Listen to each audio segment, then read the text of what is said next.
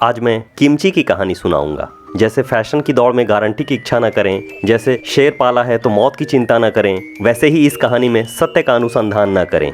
इस कहानी में सत्य उतना ही है जितना साहेब की आत्मा में गांधी, जितना सम्मित की खोपड़ी में तर्क और जितना विमल केसरी में केसर। तो बने रहिए किमची बनने तक।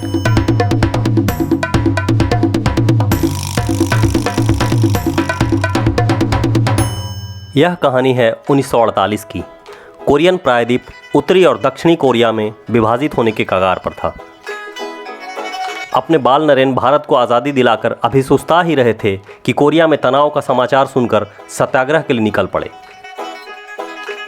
जैसे बांग्लादेश की आज़ादी के समय नरेन जेल गए थे, वैसे ही कोरिया में भी उन्हें जेल जाना पड़ा।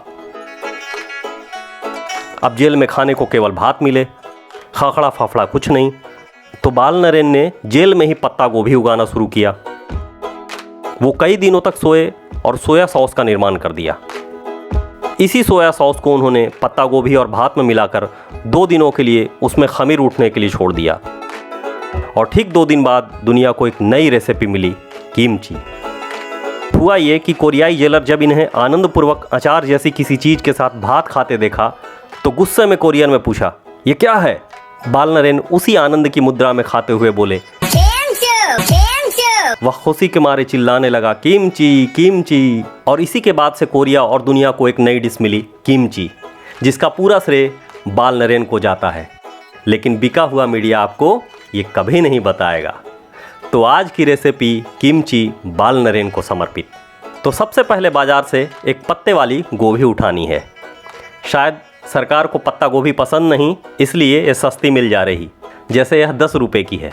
अब बिना एलिटिज़म और सलीका दिखाए मनमर्जी तरीके से इसे काट लेना है। काटने के बाद इसमें ढेर सारा नमक मिला देना है।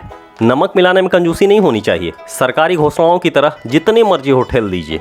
फिर थोड़ा पानी मिलाकर कम से कम इसे 6 घंटों के लिए भूल जाना है।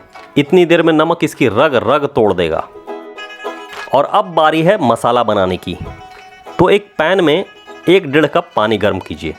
नहाने लायक पानी गर्म हो जाए तो उसमें 3 चम्मच चावल का आटा डाल दीजिए। अब इसे मिलाना है और मिलाकर गाढ़ा लिसिसा बना देना है। लीजिए, आपका देसी गोंद तैयार हो गया। घर में बाल बच्चा है तो दे दीजिए, फेविकोल का पैसा बचेगा।